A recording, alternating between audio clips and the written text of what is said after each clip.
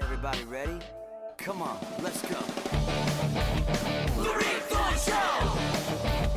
Let's go! The Thorne Show! Let's go!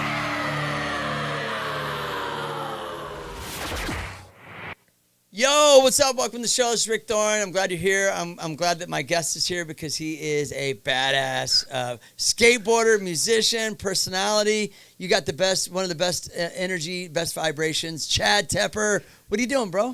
Whoa. Is that your real name, Chad That Tepper? is my real name, unfortunately. It's not a stage name. No, you know what's crazy? People always say that to me. I'm like, you think I picked Chad as a name? Like, come on, dude.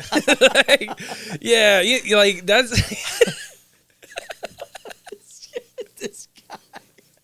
But Look, Rad Tepper. Rad Tepper would be Tepper. dope. That sounds like Rip Torn. Rad Tepper and Rip Torn.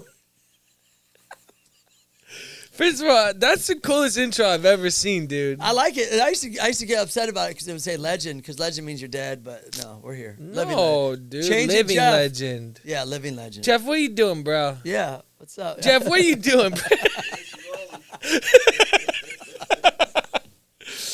Oh, so yeah, Chad Tepper's not a stage name. No, sir. What's your middle name? Aaron, but the girl way, E-R-I-N.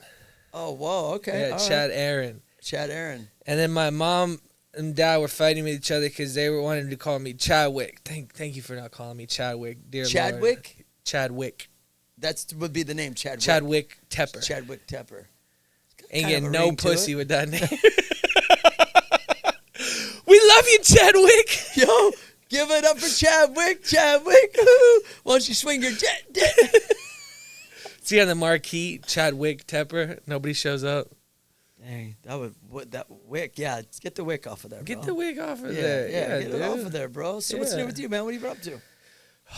A Trying- lot. We're gonna get into a yeah. lot with you. Yeah. You just got off tour, didn't you? Yeah, I just got off tour. I'm going back on another 3-month tour at the end of January with my friend Denim. He's like a reggae artist and incredible.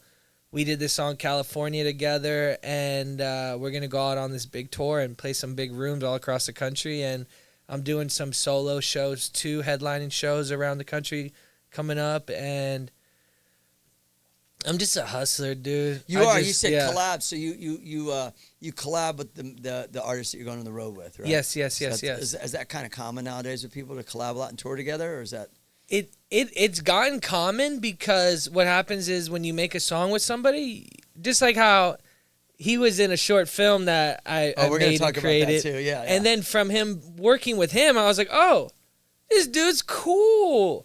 Let's hang out more. Let's do more. Yep. So it's the same way. It's like when people go on tour with people, it's like, oh, that's my homie. I know he's cool. I know he's not going to be stupid. I know he can perform. I know he has good music. Let's bring him out on tour. Exactly. Yeah. Exactly. So it's like your resume, you meet somebody and they're cool and you want to work with people that are cool. Yeah, you know, especially touring, bro, because I remember I've been on the road for so long, and there was always I mean, not everybody gets along. You know, Yeah, in no. action sports, let's say with BMX tours or skate tours and stuff, and sometimes you got to tour with people or a room with people that you don't really like. So as from a musician standpoint, if the fact that you collab is going to make everything way better. Yeah. So you got to have that. You got to have that energy, bro, for sure. Exactly. Because you're only gonna. Because this is what I always say, as a musician too. You're only on stage for an hour. If you get that, half hour to an hour, and then you got to put up with someone for 23 more hours. You know what I mean? Right? Am I right? Yeah. I'm a pretty lovable guy. I say hanging out with Mary Jane a lot, so I'm pretty chill. Yeah. But You seem pretty people chill. do get under my skin though, too, dude. And it's hard when you're in such small quarters with somebody for so long, and it's like, okay, I can't tell this guy how I really feel because then he's gonna quit the tour, and then what do I do? Yeah. What's the longest you've toured? For about 3 months, I did. 3 months is normally about as long as I will tour, and then I just I'm a homebody. I don't really like being out, and it's like I have a fiance and I have a dog and I just got another puppy, and it's like, what's better than being at home, dude? Yeah, respect. But Yeah. and I've talked about this before through the years. Okay, touring's like, oh, I'm happy to be out on the road. This is badass. and then you reach a point where you go, dude, I want to go home. And then you go home, and then you're like, dude, I want to go back on the road. And then you go back on the road, and you go, I want to go home. And it's like it's this thing where you think you want to go here, and then you get tired of being here, and then you want to go there. And then do you get the same thing? I do, but I've started to put in a perspective in my mind that, man, this is the biggest thing. We always want something that we don't have. The grass is always greener, right? Yeah. And if you just appreciate where you're at in the moment, it's just like, yeah, I hate being on the road for 3 months. I hate dealing with being on the road. But go back to me when I was a young kid, you know, like I'm living my dreams right now. I'm living people's dreams right now. Like I can't be unappreciative of this shit. Like I need to like, wow, this is unbelievable because you'll get kicked into these moods, dude. Even like when I was driving here, like I woke up super early today, had a bunch of meetings, and I'm driving here and I'm like, oh, Rick, dude, this is an hour away. Ugh. I'm so tired, dude. So much traffic. We don't pay for gas either. We don't reimburse gas, bro. That's on you, bro. But the thing is, like, it's like perspective, dude. I was like, you know what's crazy? I grew up playing this dude in a video game. I grew up watching you ride, dude. I grew up watching everything you were doing. I'm sitting in a nice AMG Mercedes, dude, whipping down the highway in LA with the wind in my leopard hair. jacket on. What's dude, up? I'm living it, man. And once you get it out of that perspective and you turn it into gratefulness, you turn it all around, you know? Yeah. So everybody out there right now, People needed to hear that for sure. if you're sitting at work right now or you're upset or there's something going bad in your life, look at the perspective. Be grateful for what you do have because everybody's got something they can be grateful for. If you're hearing this, you can hear. If you're seeing us, you can see. There's people that can't hear or see right now that would do anything to have what you have. What'd you say? I don't know, something like that. You said people can't hear or see. People can't hear and see right now What'd in the you say? world. Oh, just kidding. I'm high, dude. I'm You a can't be doing comedian. this. I'm in a stand-up right now. I'm in character. Hey? But No, do you know what I mean? You're right, Yeah, though. yeah. Having a sense of gratitude. My mom always used to say, you got both your hands, you got both your feet, you got both your eyes.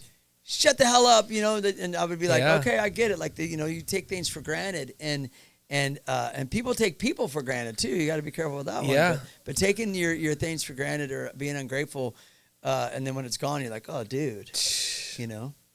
Exactly. I've been divorced 3 times, but I never felt that way after I got divorced. Dang, I was like, you were celebrating. I was thank God. Thank God.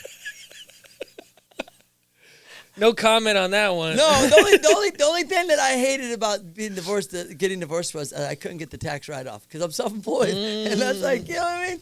Yeah. Wait. Okay. So wait. Back to you, Chad. So yeah, gratefulness is super important in life, but that's one thing I noticed when I first met you is you have like a good energy and good vibe about you, and that you seem super grateful. And I follow you on your Instagram, but do you have moments where you feel like, man, like, I wish things were going, or do you have moments where you feel like you get depressed, or you feel like you lose that gratefulness? Have you ever felt that way? Last night. What happened? The night before last night. I'll be real with everybody watching right now because, look, I'm a real motherfucker. I'll keep it real. We're recording it, though, so they'll be able cool. to play this back. Yeah, that's cool. All right. I've made a lot of money in my life. I come from nothing. I was homeless as a kid for 7 years. And we're going to talk about that, Yeah. too. Okay? So I come from nothing. Like, my mom still lives in a trailer. And, like, last year I had a song go 31 on the radio, 39 on Billboard. Like, I've done some crazy stuff in my life, made a lot of money. And recently a lot of my money is tied up in a lot of different things. So I'm looking at my account, and I'm looking at electricity bill that's due. And electricity bill is due today. And it's just like, I'm looking at my accounts and I'm just like, man, I don't know how I'm going to pay for my car, how I'm going to pay for my house, how I'm going to pay for food, how I'm going to pay for this electricity bill. And it started to get to me, dude. You know, because I have a lot of really big, crazy things happening in the next couple of months of my life that are going to take me to a level where I don't have to worry about money anymore. And I know this. Right. But right now, dude, I felt really bad. You know, my girl's like, chill, I got you. Let me give you some money because she's been working. And she helped me pay for electricity bill. But in that moment, I just felt like such like a fucking loser, dude. I was like, I made all this money in my life. And I know I'm not the only one hurting right now because there's so many people. Like, I know like really famous people that are like, dude, like, it's hard nowadays, dude. So it's just like, you know, it made me feel really depressed, like a loser, dude. I was like, can't even afford to pay this electricity bill, dude. And like, what am I doing right now? Dude, you know how much I owe my electricity bill right now? Okay, good. $1,200. That's what I paid. You know how much I'm in debt right now? Yeah. Over $100,000. Yeah. I'm a 2-kid single. So every day I wake up and people, you know, the worst is when people see and they're, oh, dude, you're sick, mate. And in your head, you're like, show me the money, bro. Do you know what I'm saying? Like, oh, Yeah. I love you, bro. You're sick, this, and that. It's just Yeah. like, and in your head, you're like, and I'm not crying about it because I keep going because I Yeah, know that money amen. goes up and down. So I relate to you, but like you can only do what you can do, right? Yeah. And so, you know, you got to like keep going forward. You got to keep reinventing yourself. And sometimes, at least for me, being pushed in a corner makes me get creative. Oh, bro, you are me to the T. You know what I'm dude. saying? Yeah, you're like, okay, you start like, so you're the same way. You get pushed in a corner, you're like, all right, I gotta make this, gotta get something going. So when you know, being what we do, we'll get a giant check that will last us a year or 2, 3 And years. then we forget about taxes. No, I never forget this. Well, I try to, but anyway, keep going. The problem is, you get these big checks and you're like, I'm rich. Man, I made it. Oh, I'm going to do first class here. I'm going to take my girl to dinner. I'm going to buy this. I'm going to do that. I'm going to do this, do that. And then, you know, you're like, oh, when's that next check coming, dude? And then you start living and living and living. And it's just like, but for me, every time I leveled up to a next level in my career, I was in a corner. Like before I signed this record deal a couple years ago for big money, I was losing my house. I had a car that was breaking down. I was going through a bad breakup. I was like in the worst place in my life, dude. Had no money, no income, like bad. And I kept holding on, dude. And then holding on, and then I got like a life-changing amount of money when I signed this record deal. And it was like that. But I'm a bear, dude. Put me in the corner, and like I've been proving people wrong my whole life. I just need someone to be like, you're not going to make it, dude. You suck. And I'm like, oh, all right. It's like that. Watch me, baby. Dude, that's been the story of my life ever since I got on a bike. You know what I mean? Yeah. So I relate to that, and like it makes you get creative, you know, and it makes you go like, all right, dude, okay, cool. Like, do you feel like you need? Because I used to feel like I needed something to work against in order to accomplish and achieve. Because my whole life I heard that. Yeah. And I always felt like I needed to prove to somebody, to prove them wrong, that I could do it. And I don't need that so much anymore, but maybe that's because of my age. Oh, I need it. Do you feel that way? No. Every time I'm like really successful or I'm like having a really good moment in my career, I'm like, oh, I could chill a little bit. But when I go and my bank account starts to get low and there's like no bright things ahead, I start to like, okay, here we go. No, that financially, I agree with you. Yeah. Because you need money to survive. But I guess I was just saying more that, like, you know, when I used to feel like I needed people to say, you can't do that. Yeah. Like, I'll prove you wrong. Yeah. Or you'll never make it at that. Oh, well, watch me. And then I reached a point, because I'm a bit older than you, that I don't need that anymore to be accomplished. Yeah. That I know I can do it whether you like it or not. I don't need you to not like it in order for me to do it. Yeah. But let me ask you, Yeah. do you still need that feeling sometimes of people thinking you can't do something, you got to prove somebody wrong to make it happen? No. Because when I was younger, yeah. I was that way a lot. Oh, well, we grew up in action sports. It's just like somebody telling me that I'm not going to, you know, grind this hand around like, oh, watch me, I'm a kickflip crook in it. Like, let's go. Yeah. Like, so we come from that world. But for me, like, look, man, I'll be honest with you. Everybody my whole life has been against me. Everybody. Oh, yeah, good luck, dude. Good luck, dude. Like, when I moved out to L.A., I grew up in Florida. When I moved out to L.A., I moved out here with $300 in my name. I was living on a couch, no friends, no money, no rich family, like nothing, dude. And my mom was like, oh, yeah, well, I'll be praying for you. Praying for me to come home, dude. And, like, no, my brothers didn't think I was going to make it. None of my friends, like, oh, you'll be back in a couple of weeks, dude. And, like, going on 10 years, baby. There you go. And it's just, like, my whole life, dude, no one's ever, like, cheered me on or believed in me, dude. Only like a handful of people. Until you make it, and then they rah pom-poms. But this is everybody's career. Yeah. So it's just like everybody has these moments where they're here and then everybody's rooting for you, and then you're here, and then you really see who is cool and who's not. Yeah. Because we're going back up, dude. And when we get there, we're going to see everybody's going to have their hand in the hair loving you.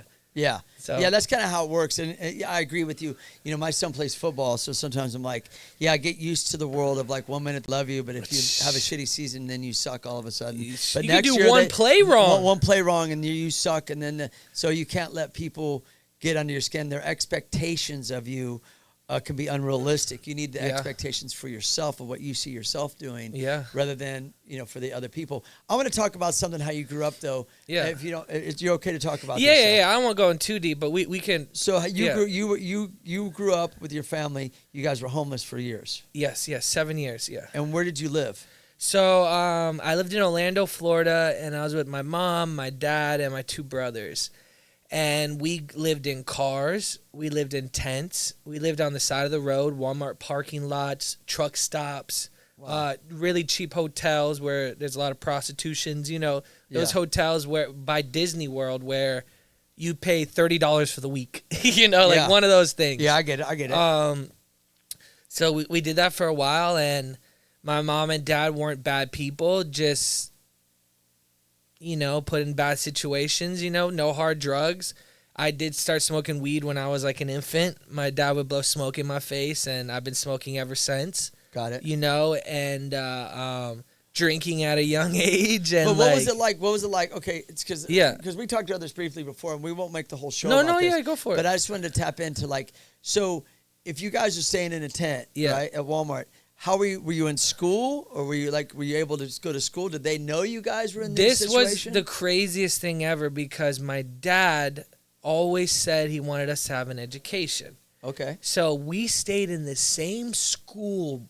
It was crazy, dude. We could be in a campsite here, which is an hour away from my school, and my dad would drive us every day to school. We could be staying 20 minutes away in a Walmart parking lot, and we would make it to school. And we'd be wearing the same clothes, and we'd be smelling, and who even knows? And all the teachers had to know. I used to tell lies. My dad would be like, whatever you do not tell teachers anything about where you live. Don't talk about any of that. So I was right away as a young age taught lie to survive. Because if they find out that we're homeless, they're going to come and take us away from our family. And we used to be scared crazy about that because my mom ran away from her family at 12 years old, and she was on her own since she was 12 through orphanages and all this stuff. So she knew what it was like, and she didn't want us to be in that. Got it. So we would always, I would be covered in mosquito bites because in Florida there's a lot of mosquitoes, and you're living outside. Yeah.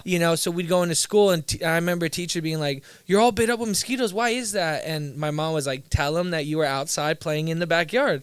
And I still remember that, And it's just like. So they were looking out for you. Yeah. I mean, let's just be real about it, because they didn't want you to be taken away from the family, from your family. So did you have what was it when it came to friends? No. Hey, when it come over? No friends. No. Yeah. How do you do that? Yeah. Yeah. And what age were you? From the age of 5 to 12. It could have been 6 to 11. It could have been somewhere in that range. A lot of my childhood I blacked out of. I've witnessed and seen a lot of stuff that little kids shouldn't see. Right. Yeah, I'm sorry. You're good, bro. You're good, bro. Yeah. This is just my life. You know what? We could. Yeah, no, you're good. Don't worry about it. Yeah. But I've been in therapy and talking about it and going through stuff, and it's hard, dude. It's very hard. Especially now, it's hard for me touring because we haven't made it big time yet. So I'm in a little van and I'm staying in these crack hotels, and I'm traumatized by it because I lived in these hotels and I've seen people go through some bad stuff in these hotels. And it's every time I go and I stay in these hotels, I relive it. I went and played this giant music festival in Madison, Wisconsin, and I have no money, so I showed up and I stayed in this Motel 6 with my band. And it's $100 a night to stay there. A nice hotel's $200, but this one was $100. And my manager's we don't have money. We have to stay here. We're gonna stay in the van. You guys can stay in the hotel. I'm in the hotel. 2 a.m. I hear this lady, they're gonna kill us all. Help me. And just crazy stuff. And I was yep, flashback, boop, right back to it. But somebody was about to be stabbed with a knife outside my hotel room a year ago. So it's just you got to start budgeting in fucking sell 2 more shirts to get that hotel room. Yeah, yeah. You need to tell the merch guy, like, fuck that. We're selling 3 more. We're not staying in this shit no more. And break that cycle, bro. You could do it. Amen, brother. Yeah, so that's the rule from now on. I got a Marriott credit card, and like I don't stay in bad hotels anymore. I can't do it. Yeah. I physically can't, dude, because I'll go and I'll do the show. My manager will be like, "What's wrong, dude?" And I'm like, "I've been having flashbacks of me being a kid," and he's just like, "Okay, no more of that." So you're in therapy now for all that stuff? No, not anymore. I found this therapist during COVID, and he was super cool. We talk on the phone, really nice. I started telling him, because I have a crazy story. I started telling him my story, and he's like, "You know what's crazy, man? We could write a book. I'm a writer, and we would make so much money." And I'm like, and wait. And also, too, the money, you would inspire a lot of people, bro, because you're inspiring, whether you're a walking inspiration. Okay, thank you. But you need the money, too. Don't get me wrong. Money's good, of course. But for a therapist to tell me, when I find out he's been writing about me, he's writing notes. He's writing down my life. So is he trying to write a book on you? He wanted to write a book on me, dude. Keep a close eye on that fool. He'll change the names and shit, bro. I told him, I was like, dude. Like Star Wars, that shit was about me. I was Chewbacca. Yeah. See, I'm just fucking. Han Solo. But keep going. So, you got a story. Yeah. It could be a movie, too. Yeah, I just like. I'm gonna steal that shit. I'm not there yet, dude. I'm not there yet. Rat Tepper. Starring Riff Thorne. As Chewbacca. Oh, God. No, listen, man. You, like, what an amazing story, because there's somebody out there listening right now. Yeah. There's somebody out there might be going through the same struggle. We don't know. We don't know what people's doing, how they're living, what they're doing. I mean, that's heavy. That's not something that's easy to get out of. And you seem to manage to get out of that. And because you use a lot of your expression of who you are as you created the character that you are at the same time. Yeah. So it's kind of like, I mean, because you were a pro skater for a long time. Yeah. So when did you get involved with skating? So the year after we were homeless, so when I was 12 years old, we moved into this crack house pretty much. It wasn't a crack house, but it was like a giant hole in the living room with like wood that went over like a bridge and like roaches galore, and 3 houses down was an actual crack house.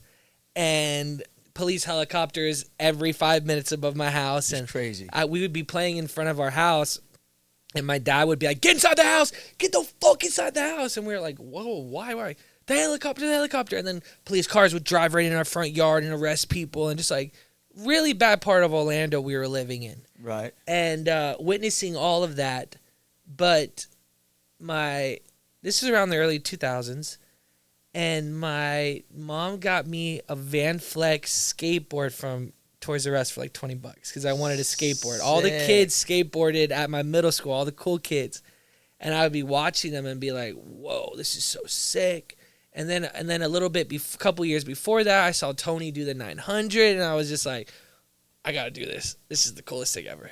And then I grew up playing the Tony Hawk games, and I got a Van Flex for Christmas, the first Christmas after we were homeless. Fell in love with skateboarding. You couldn't take it away from me. I used to actually ride BMX. Yeah. So I used to set up little beach like chairs, like the long beach chairs. Yeah. I'd flip them over and turn down one of the legs and do a jump. Yep. So I would be jumping and doing stuff, and then I broke my wrist trying to do a bar spin. See how gnarly BMX is, kids? Us BMXers are the gnarly. Anyways. Just kidding. I'll be compared to skateboarding, I'm kidding. dude. Skateboarding's gnarly too. All of it's gnarly. All this. But with skateboarding, I can easily put my board away. How hard is it for you to throw your bike? You get worked, bro. You get worked big time. Oh, of course. Yeah. But bikes, you get stuck in it. But anyways, let me ask you something before we go more about the skating. Yeah. Okay, I wanted to ask you, what did it feel like when you were like, okay, we're no longer in a car? Yeah. Oh, it was you had to feel like Christmas times 100. It was, right? Even though you had the hole and the road, so you were still probably like, dude, this is like, Yeah. Right? Yeah, dude. And so then along came the skateboard, so you had to feel like you were alive. Yeah. You were ready to roll. Yeah. You think skateboarding helped you get through all that stuff with the therapy and the stuff you went through? Skateboarding and music. Yeah, and it's crazy because like the bands that I listen to, like Simple Plan, I have the first Simple Plan feature they've ever done. But you collab You know, with them, yeah, man. yeah, I did a song with them. Yeah. You know, yeah. people like Bowling for Soup I used to listen to. I have a song with them. People like Lit. I have a song with them. You need a So it's song like, with Rick Thorne. Come on, baby, let's go. I got some good screams with your raps, bro. Let's go. Come on, bro. Let's go. I'd love to hear some stuff. Let's go. I'm ready. Let's go. go, dude. We'll go right now. Hit record, Jeff. I Fuck go. this shit. Hold on. Wait. We got to debut this shit. Can't do it here. So skateboarding was first and then music. You weren't doing both at the same time, right? So music for me was always, my dad was a big lover of music. He always wanted to be a singer, but he never went for it. He would always be singing around, always be singing. And I remember being a little kid, waking up in the morning, and my dad would have the radio on in the car. So I would wake up sleeping in the car, and my dad would have the radio on, and he'd be singing songs from the 60s, 70s, or 80s. So that attached you to the music. Yes. To your dad and stuff. Yeah. I would be singing with him, and I would always write little stupid melodies in my head when I was a kid, like, oh, Chad's walking down the street, yeah, Chad. Or, ooh, that girl's so fine. You know, stupid stuff in my head. Yeah. You know? Because I was a poor kid who loved music, but I didn't have a CD player until I got one, you know? But, like, I never had a Walkman or CD player or anything like that. So I just have to be singing stuff that was stuck in my head all day. And then I always wanted to make music, never thought I could. And then I finally got lucky and got into it. I found this producer who was like, you got a cool voice, bro. You should try it. And then I started doing it, and I fell in love with it right away. And I was like, this is it. How old were you when you started playing music? This was Is that after you moved to California? 7 years ago. Yeah, so Okay. this was 7 years ago. So that was about 3 years after I moved. Yeah. So when you moved, and to I'm 32 right now. So you're old, bro. Yeah. So when you moved to California, you were already an established skater. No. So I was never like one of the biggest pros in the world. I was never on your level whatsoever. I had 2 boards. I was at. You guys know those pro athletes that are like so under the radar, but they're big in their hometown scene? Like Mike Tyson or something. No. See, I grew up in Florida, so I would always go to like Surf Expo, and No, I know. I would go to all these it. different things, and Yeah. grew up going to skate park at Tampa and doing all these things. So you meet these companies and do these things, and they give you product, and then they turn you AM, and then you skate contests and you win them. And and also shout out to Skate Park at Tampa because they do so much for skateboarding. Schaefer. Yes. Those are the homies. I'm very familiar with those guys. Those very dudes saw me since I was like a little dude, like 13, 14 years old. If you win the Skate Park at Tampa, that's more of an accomplishment than winning the Olympics. Yeah. In the skateboard world. If you go look at the contest results, I would always get like 4th to last. Always. But you competed though. I competed a bunch, You but almost I made was the never. podium, be like, never made. I won a few things. Like, have you heard of Grind for Life before? Yes, of course. Yeah. Like, I won the Grind for Life series like 2 years in a row. And That was like, at the Clash at Claremont, right? The Grind for Life, didn't they sponsor yeah, that? they did something like that. Yeah. My band played Mike there Rogers. years ago. Yeah. Years ago. So okay, so. But I was never. It was never life-changing money that I would make. Like, I bought, like, a shitty Chevy Malibu, and, like I was getting, like, $100 a month. Let me ask you this, though. How did that feel, though, when you're like... I made it. Everybody hated me in my hometown. I made it. Yeah. Now you're mobile. Now you can go from this spot to that spot. You can drive around, like, right? Yeah. So you were still, like, in the industry, people knew you. Yeah. That's right. Like in the skateboard world. In the skateboard world, they knew me. Yeah. And you were still. That was a time where magazines were still important. Yes. That's when it was like the Bible to all of us. Like the magazines. Oh, dude, I got into Trans World, bro. For this shoe company called Sneaks. It was Steve-O's shoe company. I wrote for them, and they put me in Trans World, and I was like, I'm in Trans World, dude. This is it. See, people like you, bro. You've done a lot of cool things. Thank you, dude. In your 32 years. Thank you, dude. You know, a lot of lives, dude. Yes. Do you still skate now? To an extent. I'm so busy just trying to survive nowadays. I always told myself when I was younger, I was like, I would see people, and this around the 30s is when a lot of skaters drop off. Yeah. And then like 45 to 50, they're like, I'm gonna get back into it. And then you see the old dudes at the park. It's kind of that. And their boards are real wide. I'm kind of in that place right now because when I was younger, I was just like, I skated every day, dude, from morning to late, like nonstop. You couldn't get that board out of my hand. That was your therapy, though, bro. Yes. Yeah, I tell people, because people ask me all the time through my career of like, why do you ride? Why did you start riding? Blah, blah, blah. And they don't understand. It's the feeling. Even to this day, the feeling of just doing my own thing, having something that's mine, something that like makes me feel alive. Did skating do that for you? Yes. It made you feel like you had like a purpose. You know what I mean? It made you feel like it's you drugs met without something. being on drugs. That's the way it feels. Yeah. Yep. Especially when you're ripping, dude. If you can actually like ride and do like airs and tricks and grinds, and you're just like, what feels better than that? Especially when you get like in a bowl, dude, and you just start carving and cruising, and that energy, like. No pushing, you're just cruising. Oh. Let me ask you something. It's the best. Let me ask you something. People ask me this all the time. What do you like better, music or sports? It's like, they're two different things. They're two different feelings. Yeah. Let me ask you, what do you like better? Or do you like them the same? If I could skate, I wish I could skate like I used to. I used to be so fearless, dude. Like, I just dreamt of, like, doing whatever. I didn't care about getting hurt. I didn't care about anything, you know? And that freedom was so beautiful. But I think skating's cooler. Yeah. I think skating's cooler. Well, it's something. If you put the careers next to each other, the music industry is definitely the better choice. More money, more traveling, more craziness. Longer career. Maybe longer. But the thing is, like, in the action sports world, like, I know skaters that are, like, the best in the world for, like, 10 years, and now they're working construction.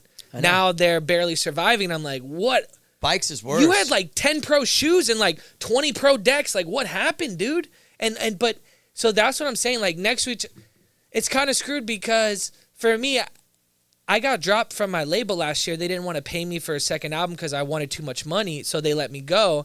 So if I was in a different world, like say I was in the skateboarding world and my pro board company and my shoe company and all this dropped me, you're kind of like screwed. Like, do you continue to skate or do you go roof? This is what you do, though. When you're at that level, you reach a level. Yeah. Anyone listening out there, because I know from experience, right? Are diversified. Yeah, amen. You get your mark and coming and competing, and you get your name in the industry, and you build your thing. And then that reaches a point where, like, if your only value is competition and you ain't winning, then you don't have a value, do you? Because you put all your money in that basket. So in the beginning, it works. And what happens with guys in their careers, they keep doing the same thing, expecting a different result, which leads to insanity. But that's why you have to start something new, like a podcast, like a band, do comedy, challenge yourself, go to acting school, start a company, right? In order to keep riding, because what happens is, or skating, because what happens is your contest results only take you so far. And then, or your video part only went so far, you have to bridge that gap with something else. So what I recommend to anybody that I talk to that's BMX, skate, whatever, is like, be as diversified and reinvent yourself.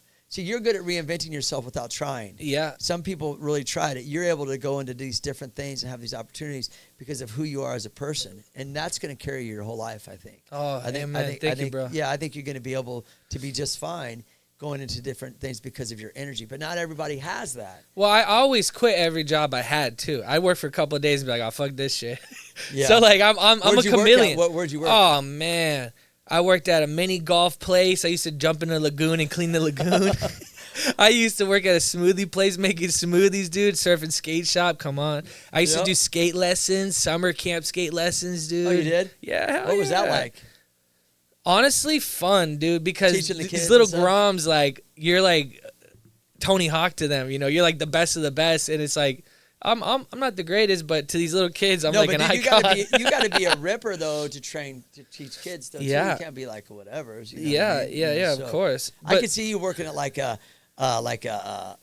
Good Burger or something. I worked at PacSun. I worked at Oakley. I worked at Urban Outfitters.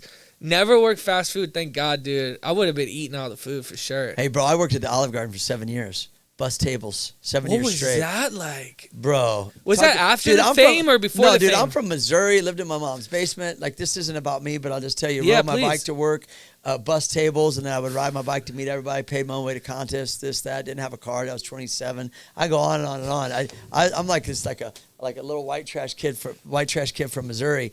But the thing is that working in that world, I always knew, like, what my plan was. It's just BMX was harder. So working in a restaurant industry is good. You get perks. You get like, if someone, like you see a lot of things like food dropped on the floor and put back on the plate. Yeah, stuff like that. You know what I mean? I eat so many free breadsticks. You know what I mean? Anyways, whatever. But you had a lot of jobs. Oh, bro, I was janitor at Dillard's. But did you have a dream of was your dream when you started skating being like, okay, I want to be a sponsored pro like these guys, like a Tony Hawk, like a Bob Burnquist, like of course, dude, of course. That was the goal. That was the goal, dude. Did you ever tour with any skate? Did you ever go on any skate tours? I went on a few tours when I was just like little things, and then I went on like a long one for like a couple of weeks, and then I ended up breaking my heel on Hollywood 16. Oh shit! I was trying to do something and it just didn't work out, and I that rail's so big at the top that I just hit my heel and it shattered. No insurance. Went to Goodwill, got a boot, and that's what kind of nudged me out of skateboarding, and I started doing like TV shows and movies and commercials. Because you were on the Team 10, right? Yeah. And then you did a show. Was it called Too Young to Die? Too Stupid to Die. Too Stupid to Die. My bad. Yeah, on MTV. With Zach. Yeah, with Zach. Yeah. So then you started to lean more into your personality going into that. Yeah, and that's what I mean, though, is like I've known guys that have been competitive top pros and get hurt, and they still are going after that, which is beautiful. I think it's great. But they reach a point where after their career, like where do they go? What else did they build on? Yeah. They were still chasing that contest result. I'm not knocking it. I'm not saying it's different journey though. I wouldn't recommend it. It's a different journey. If you want to stay in the industry, you have to be, like I said, you have to reinvent. So you went into the TV stuff. Yeah. But how did that happen? Was it just being in the right place, right time, or your energy, or it's probably your energy, obviously. Yeah. Oh, thank you, dude. No, I grew up watching movies and loving movies, and when I was a homeless kid, when we would have the money to stay in a hotel room, because we wouldn't always be able to stay in a hotel room. It costs money, Yeah. So we would stay in a hotel room and free HBO. So I would be glued in front of it watching like Rugrats and watching like MTV music videos and watching movies on HBO and being like, oh, it was such an escape for me that I always wanted to be an actor. I wanted to be an actor before I wanted to be anything. I wanted to be a personality. I wanted to be somebody. Especially when you come from being a homeless kid that would get bullied and picked on and made fun of every day and treated like garbage. Of course I want to be a fucking star, dude. Of course I want to be loved. Yeah. Of course I want attention. No one gave a shit about me. No girls looked at me. Nobody talked to me. I was a poor, dirty, homeless kid. Like, of course. Yeah. So, of course I want to be somebody. Exactly. Yeah. No, and there's nothing wrong with that. Yeah. Because I think a lot of people do, but it's a small percentage of people that actually apply themselves to do it. And it's always the shit talkers and haters that aren't applying themselves. Hey, but if they would just not talk shit and just do something, these people just talk shit all day. Grown-ass men, grown-ass women. It's like, I wonder why my life sucks. Well, I'm not online talking about somebody. I'm so busy, I don't even have time to talk to my friends. Yeah. Like, if you have a life, you're not talking shit on somebody else. No, because what happens is they compare. Yeah. I went through a lot in my industry of BMX because I had a lot of opportunities for video games and all this type of stuff. And then I'd be like, but I'm still here and all those guys are gone and I'm still going to the skate park, I'm still shredding, because could you agree to this? Yeah. It's what you put in your mind, what you think and say is what you get. Mm-hmm. So if you put down like a lot of hateful shit, what do you think you're going to get in return? Yeah. For you. Because you're projecting that. So anytime I see people that hate and stuff, I'm always like, dude, you're better than that. You could be somebody. So for you to want to be somebody isn't a bad thing. Don't ever make anybody make you feel bad for that at all. Because people will talk shit and be like, oh, you want to be, they used to say to me, it's the Rick Thorne show. Yeah, it is the Rick motherfucking Thorne show. What's up, baby? It says right there, okay? What's right up, there. Baby? And I use that to say, oh, really? Well, I'll start a podcast and call it that. Thanks for the title. So if people talk bad about you, you probably get stuff. There are probably kids jealous. All day, every day. You got a girl, you got a place to live, you got these opportunities doing these big things. Life is good, dude. But how do you feel about that? What does that make you feel like? It used to bug me out because I've had some close friends I grew up with talk major moments in my life. Like I performed on Teen Choice Awards one year. And I had major moments in my life, and people I grew up with are like, little bitch, you little pussy, you're nobody. You think you're somebody, you're nothing. I'm just like, what are you on, dude? People that you grew up with. Yeah. And it's so wild to me, dude, because it used to really bug me out because I'm a lover, dude. I got no hate towards nobody in the world, dude. You do you. You focus on you. You enjoy your life. You do whatever you want to do. Don't bother me. I don't bother you. That's it.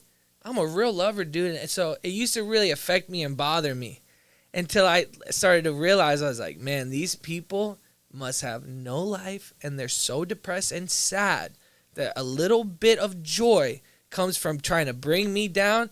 I hope you have a great day, my friend. Yeah. Because life's good for me, and have a great day, and I hope your life gets better, dude. Because anybody with any love in their heart or respect or anything good going on in their life wouldn't be trying to bring somebody else down. It just wouldn't happen. Exactly. And my one, and I agree with you. And my one friend used to say, see, I told you. I told you that would happen. It's like, no, you told yourself that was happen, and your mind led you to that. It's your subconscious mind. This is some deep stuff. What you think and say, your subconscious mind will reveal to you. So for the people that like talk bad about you or me or anybody else, it's like bad things continually happen to them or it doesn't work out for them because it's what they're saying to themselves when they write that stuff down. But yeah, dude, don't let anybody get on your case about. I'm sure you're a big dude. You're a big kid. You're a man. You can do your thing. But don't let anybody like. I'm a little bitch on the inside sometimes, though. Yeah, but it could affect you. I mean, I know for me at least, like if I'm alone, and sometimes your mind could go, oh, you got to bring it back. Yep. Do you ever get like that? Yeah, all the time. I'll be in the shower and my mind will start thinking negative. And if you ever start thinking negative, you can switch it like this. Yeah. And I'm telling you right now, this is the truth. I was homeless as a kid. I came from nothing, and I dreamt it, and I manifested it, and I believed it, and I saw the vision. Just like right now in my life, I have the vision that save this, okay? Because one day I will have a Grammy in my hand. My walls will be filled with plaques. I will be a household name. Everybody will know my music. I will have songs that are so big that they'll be sang around the world. And the thing is, the reason why I know that is because I've seen it. I believe it. I know it. Yeah. I just got to work with an artist that I grew up with that has over 30 million monthly listeners on Spotify, maybe 40 million. One of the biggest fucking names. I know who it is. No, you cannot say it. But I'm not going to say it, but I already know. You'll know one day. But yeah, I'm proud of you on this one. It shouldn't exist. I am not on that level yet, dude. But I have a song with him coming out. That's awesome. And it's just like... You had the vision. I had the vision. From day one, I had the vision, dude. I used to listen to this dude outside my mom's trailer when I would skateboard on my little rail that I hot glued together, dude. How does that make you feel? How? You know, I had the vision of, like, the whole, like, Tesla and the cars and stuff. I had the vision of that. And then Elon had stole that from me. That son of a bitch. You know what I mean? Like this mother trucker. You know what I mean? Like what's going on? No, you're blessed with that ability to have. But I think that because like the way I grew up, you grew up, whatever. Do you feel like at least for me, I don't regret anything. I'm glad the way I was raised because I like who I am. Yeah. Your life would have been different if it was different. You would be a completely different person. So you used what you have to get to you. That's. You want to hear something real crazy? I love these stories. Let's go. We got like 10 more minutes or so, Jeff? Yeah. 30 more? Okay, cool. 20? 20 more? Okay. So, not to get into names or anything, but I have... Protect the innocent. I have a second cousin who is my dad's cousin who he grew up with. He's worth $60 billion. 60 billion? $60 billion. Wait, it's your dad's cousin? So my dad's family came from a lot of money. Got it. They own buildings and they own restaurants and they own movie theaters and all this stuff. Right. And then my grandpa started to lose some of it. And then my dad lost a lot of it because he was like a hippie in the 70s and 80s fucking doing drugs and not caring and lost all of his money. So there's a part of my family that are complete multi-millionaires, multi-billionaires, like crazy, crazy money.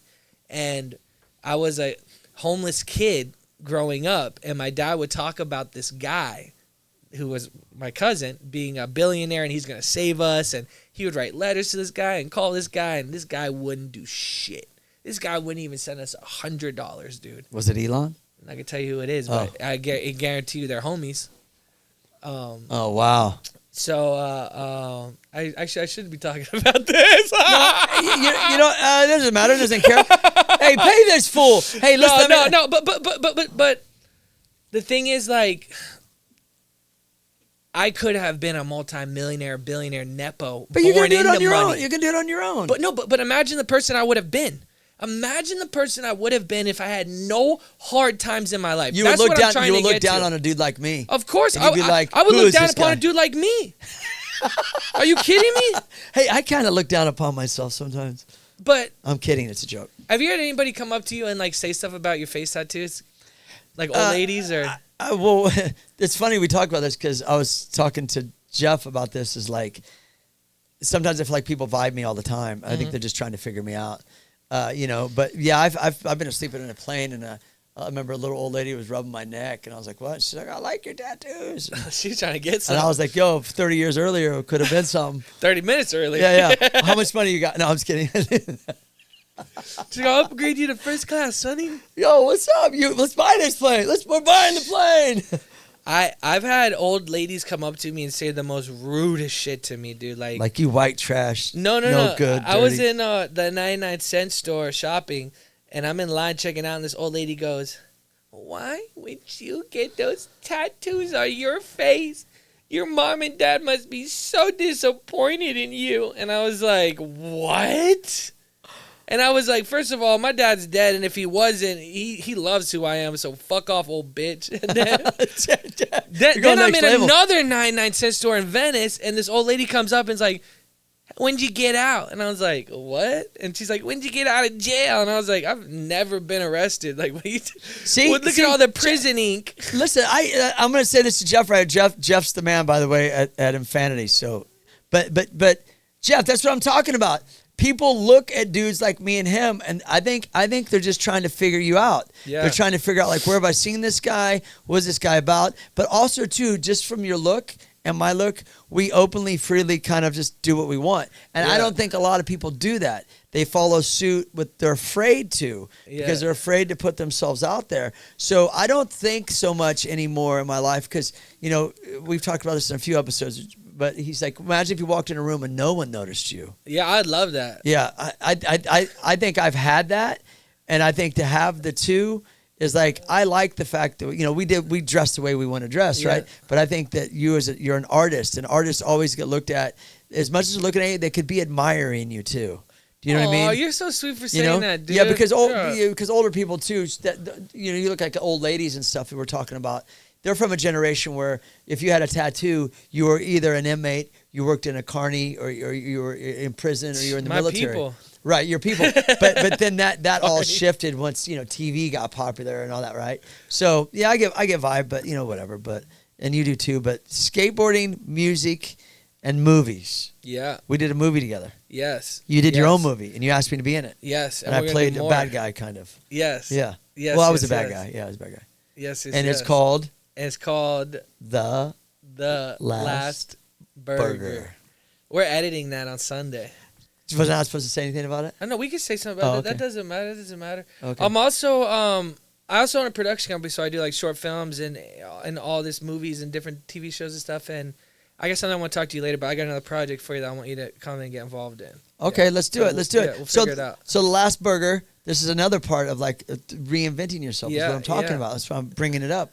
Is like you go from one thing to the next, but you're still doing all the things. Yeah. So do you feel like by doing your own independent film and starting your own company and stuff, that's what you wanted to do all along? Because you said earlier, I always wanted to be an actor. Yeah. Do you feel like, what do you think about acting compared to the other things? The coolest thing ever in my life is I'm homies with all of these giant actors. Like I know Taylor Lautner, I know Adam Sandler, I know David Spade, I know like a bunch of like A-list, you know, actors. And they own production companies, or I know a lot of writers and directors or different people in the industry. But I know them not from me coming to them and being like, "Can you put me in a movie, dude? Please, I'll do anything." See, they that was know me. That was me, man. Hey, Adam. No, I'm just kidding. They know me as Chad Tepper, as, you know, personality, musician, skateboarder, influencer, whatever the hell I am in a bucket. Well, those TV shows helped a lot. Yeah, all of that stuff helped a lot. Yeah, you know no, what I mean? for sure. Yeah. But they know me as that. They don't know me as somebody who's a nobody trying to come in and kiss their ass to get a part. So now that I'm getting into the movie world, they're all like, "Oh, hell yeah, man. Anything you need. I got you, dude. Let me know how I can help. Because I come from a place of equal grounds now, you know, and it's really cool because when I first moved out to LA, I moved out to be an actor. And I did a bunch of like extra parts and commercials, and I got like a Chevy commercial, and I was like, did all these pornos and stuff. Story, but you want to know a real story? I was joking. You want to know a real story? I tapped into some more shit. We're going to be real for a second. All right, we've been real this whole time. Yeah. Okay. I moved out here. I was living on a couch. I was about to get kicked out. I had no money, nowhere to go. I go on Craigslist, and I see this ad, and it goes, chew up gummy bears and spit them out, $500. Get tickled by feather, $500. Get foot crushed by cereal, another $500. That's $1,500 you made. So and this you was made $1,500. Yeah, and this was like 2014 when like $500 was like a lot of money. Nowadays you can't even get nothing. It's like a tank of gas. So I called the guy. I sent him some photos. He's like, yeah, down, let's do it. So me like an idiot, I'm going there on my skateboard. I'm skating. My dad, who's alive at the time, calls me and he goes, "What are you doing today, man?" And I was like, "Well, I got this like thing. Like, I don't know what it's for, but this guy wants me to chew gummy bears and spit them out for $500, and like I really need the money." And my dad's like, "What? Do you realize what you're doing?" And I was like, "What are you talking about?" And he's like, "Dude, that's like some like weird fetish stuff. Like, that's not what you think that is." And I was like, "No, that's not that." And he's like, "Yeah." Like, so did you go? No, I didn't go. We're gonna look it up right now. But I was about to, dude. See the gummy bear spitting out. But imagine if I did go, because back then I didn't have a name. No one knew who I was. I was nothing. What? Let me ask you this though, real quick. We got a few more minutes here. Let me ask you this. Nowadays, there's so much stuff online. Yeah. It almost feels like that Jane's Addiction song. Well, I don't know if that's what the song's about, but nothing's shocking. Like, it's just like, it's like people forget about things all the time anymore. It's just like, it's just so much content, so much going on. Even if it was out there, people would be like, "Oh, who cares? I've seen worse." Yeah. Right? Don't you kind of feel that way? Yeah. Even though you don't want it out there. Yeah. You know what I mean? Yeah. But yeah. But that was when you first moved to LA. That was my first. Yeah. They were tricking you, bro. But here's the thing: got me. you need to get your headshots, and you need to do this, you need to do that. And I know someone that shoots the headshots that would overcharge you, and you go to this thing, and it's shut up. What's some of the biggest movies that you got to do? Mall Cop, so sick. Triple X, Accepted. So sick. Yeah, those ones I got legitimately going to try out. But Triple X, not so much. I hosted for ESPN. Vin Diesel came on as a guest. He came out to see the X Games in Philadelphia. It was X Culture. I interviewed him. He liked me, and he put me in the film. So that was even different because I didn't even know the film was going on. I had no idea. So it's the same kind of vibe with you. My energy, we have like very parallel kind of like, not stories, but personality and expanding into different things. So that's why I wanted you on. And I think your story's awesome. I think you're awesome. And I think everyone out there should follow you. Where can they follow you and what you're doing? You can follow me at Chad Tepper, and I'm going on tour across the U.S. in January. I would love to see you. I'm a nice guy. I hang out with everybody after the show. I take photos. Never believe a guy that says he's nice. Say, "I'm a bad guy." And then they'll be like, they want to hang out with you. He's not bad. I'm a bad guy. But check out my music. I've made a lot of music with a lot of people that you guys have probably listened to. I have a song with Smash Mouth. I have a bunch of really good music. You should check it out. Simple Plan. Who else you got one with? Mod Sun. I have Modest Yahoo. I have just Travis McCoy, Gym Class Heroes. Oh, I love that guy. He's a homie. Tell them. Well, we can't tell them, but you got one coming out that's special. By the time this comes out, it'll be out. So yeah. Yes. So the tour, you got the tour. What's your Instagram? So my Instagram is Chad Tepper, ChadTepper. I post a lot of funny stuff, weird stuff, and I love this dude because I always send him videos for him to comment on them, and he always does. I do, and I appreciate that. That boosts the algorithm, Because we got I understand it, dude. We both have created. I like to say, not to this level of nothing, but just for the sake of saying, you turned something from nothing. I wasn't born in this shit. You weren't born in it. We're paving our waves. And that's what I think a lot of people want to hear out there. Any kids out there that are dreaming about, I want to be in a band, I want to be an actor, I want to be an athlete. I always encourage those things but the number one thing, if you could agree on this, let me know if you do, is never give up. That's the main thing, man. The number one thing in this whole world is it doesn't matter where you're at in your life. You can never stop And I'll tell you this right now. I'm about to have a moment in my career in the next month where this last year has been so difficult for me, but I'm about to have this moment that's going to be so big and amazing for me, and I know it because I feel it in my bones, and awesome. I already have some stuff written out. Yeah. Like, oh, and that's you the can't key. stop. Writing stuff out. That's the goal. Write your goals out, kids, or anybody, adults, anybody. Write your goals out. And when you make it big, dude, I'm going to hold you to this because you're going to take me to steak dinner or some shit. done. Let's go to the Olive Garden. Let's Woo! go. From the pasta we make to lasagna we bake. Boom, boom, boom, boom. I know that song. That's your birthday song. If you guys don't know this dude, though, let me tell you about this They're dude watching real the quick. show. They know me, Chad. No, Like, I know me. they know you, They but they know might not me. know you at a level that I do, even though I don't even know you at that level, but I'm going to we pretend. connect, yes. This is a very good dude with a very good heart. Very hard worker, very badass motherfucker right here. I thought you were going Rick to say a Thorne. very bad actor. I would have hit hard. But you, too, keep cruising. Always, keep doing bro. comedy. Always. Keep making music. Always. Come on, baby. I love it. Let's go. Hey, and also, too, Jeff, we got one more minute here. Oh, 5 minutes? All right, let's go. You, can you say anything about Monster? You said you're going to do something with Monster? Yeah. I'm talking to It's a little Monster plug right now. now. It's a little plug. You know, everybody, I'm the first athlete ever on Monster, just so you know. So I love Monster. I've been drinking it since I was a kid. Growing up, you know, being a skateboarder, Monster's it, dude. Monster's the best of the best, you know. So for me, I would always be drinking Monster. And then I'm talking to them right now. I think we're gonna end up working together, but it's a dream come true because I love Monster, and the fact that I'm here with you right now, and it's funny because I brought this with me, not knowing That we have a fridge of a bunch of them over there, right? Yeah, and I bought this, dude. I'm taking a few of your Monsters. How much did you pay for that? It was like couple- $2.50, dude. They're actually We can pretty. sell you they're one still for $1 if you want. cheap. No way, dude. Monster. I need my cases and Let's fridge. go all Let's day, go. every day. Best Alright, energy drink. So follow Chad. Go see him play. Check out his band. Check out the movie. Check out everything. Just follow him because it sounds to me like you're not going anywhere and you're gonna be doing a lot of cool stuff. And I want everybody. And you got the YouTube too and all that stuff. Yeah. Do you mess with YouTube much? I post my music videos up on my YouTube, but we're gonna be doing more on it soon. There's so much to do, bro. YouTube Shorts, TikTok. Do you have TikTok? Yes. And then you got Instagram, and then you got like Twitter, But let's X, be and real. Facebook. How do MySpace you- is still popping. I don't know. How do you do content for all those platforms, write new music, And have a life. and have a life? It's hard, dude. It's It a is. 24-hour job. It's you like kind of almost got to pick a platform. Me, it's Instagram. What is it Same. you? Yeah, Same, yeah. Because and then I'm trying to get into the TikTok because TikTok is run a lot like Instagram. Their format, like you could like the videos and the shorts and the stories and all that. And what I noticed about TikTok, I don't know what we're talking about, but TikTok it accelerates a lot quicker. I Yeah. feel like there's more. It seems like there's more people on TikTok, or their algorithms are different, or something. it's younger kids on TikTok. It's just like blows up. I did a video the other day and it got 40,000 views. I never got that on TikTok. So, you know, but anyhow, you got TikTok, got the Instagram. Do you have a website too? No. Just I go. don't need none Follow of him that. on Instagram, go see his music and buy his merch so he can get out of the friggin' shit hotels. That'd be great. Yeah. You know what? We're manifesting this year, okay? The Rick Thorne Show is going to be one of the biggest podcasts in the world.